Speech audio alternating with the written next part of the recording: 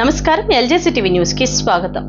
SIT విచారణకు హాజరైన MP Mithun Reddy గారికి సంఘీభావం తెలపడానికి సిట్ కార్యాలయానికి వెళ్లిన పెనమలూరు నియోజకవర్గ వైఎస్ఆర్ కాంగ్రెస్ పార్టీ సమన్వయకర్త శ్రీ దేవా భక్తిని చక్రవర్తి.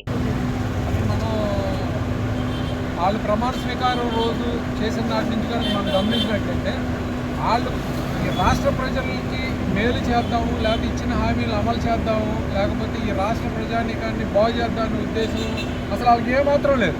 మొట్టమొదటి రోజు నుంచి వాళ్ళు విధ్వంసం, అరాచకం, వైసీపీ పార్టీ కార్యకర్తలని ముట్టడించడం తప్పితే వాళ్ళు అంతం చేయాలనే ప్రక్రియ తప్పితే వేరే ఎటువంటి డెవలప్మెంట్ యాక్టివిటీస్ మీద కానీ లేకపోతే సంక్షేమ కార్యక్రమాలు ఎలా ఈ పేద ప్రజలను ఆదుకోవాలనే ఆలోచన రబ్బంది కూడా లేదు. మొట్టమొదటి రోజు నుంచి వాళ్ళు ఒకే ఒక ఎజెండా విధ్వంసం.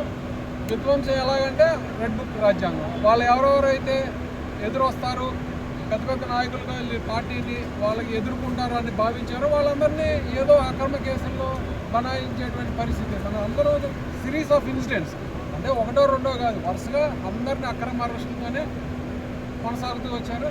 దాంట్లో భాగంగానే మిథున్ రెడ్డి గారి మీద కక్ష సాధించారు. కానీ అంటే ఇప్పుడు ఆయన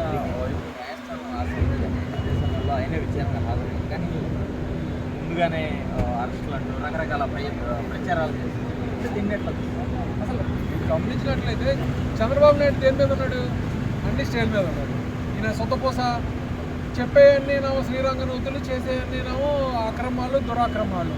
ఇప్పుడు విచారణ కొనసాగుతుంది. విచారణ కొనసాగే ముందులో అరెస్టులు చేయాలి, లేకపోతే వంశీ గారి మీద చేసినట్లయితే విధానం కానీ, లేకపోతే మిథున్ రెడ్డి గారి మీద చేసే విధానం కానీ, మిథున్ రెడ్డి గారిని ఎలాగైనా లోపలేయాలి. అదే తప్పితే ఎజెండాలు వేరే అసలు ఆలోచనే లేదు.